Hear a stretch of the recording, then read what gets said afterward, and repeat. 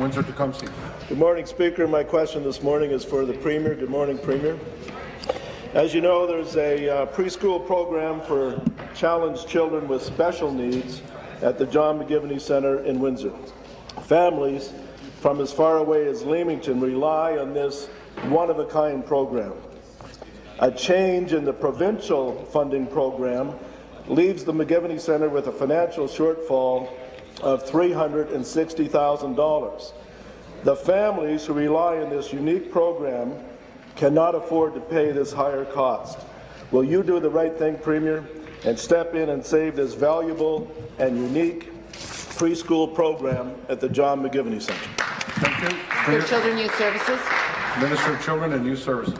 Thank you, Speaker. And I want to thank the member for the question, and I'm very happy to follow up with him and chat about the specifics of the case he's raising. And I thank him for the question as well, because as the member I think knows, we are in the midst of launching our special needs strategy that will make it easier for families and the children with special needs to access programs in the communities that they live in, that be coordinated through a central body, but they receive great care from the local services and agencies.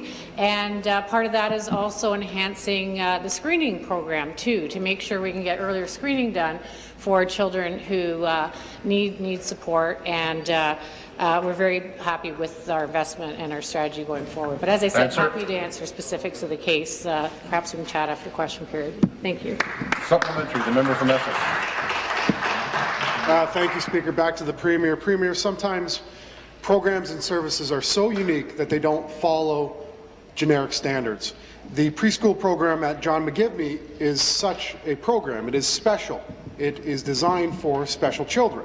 Without this program, they cannot and will not receive the same care and attention if relocated to a regular program in a regular daycare centre. They won't thrive, and inevitably they will be lost in the system. Premier, if you have any semblance of compassion in your heart, will you commit to visiting this centre, seeing firsthand the needs of these special children, meeting their family? You'll see that there can be no better investment in our communities, no more humane investment in our communities than investing in the programs that are delivered through the John McGivney Centre. Will you step up and save the program in Windsor at the John McGivney Centre? Thank you. Minister.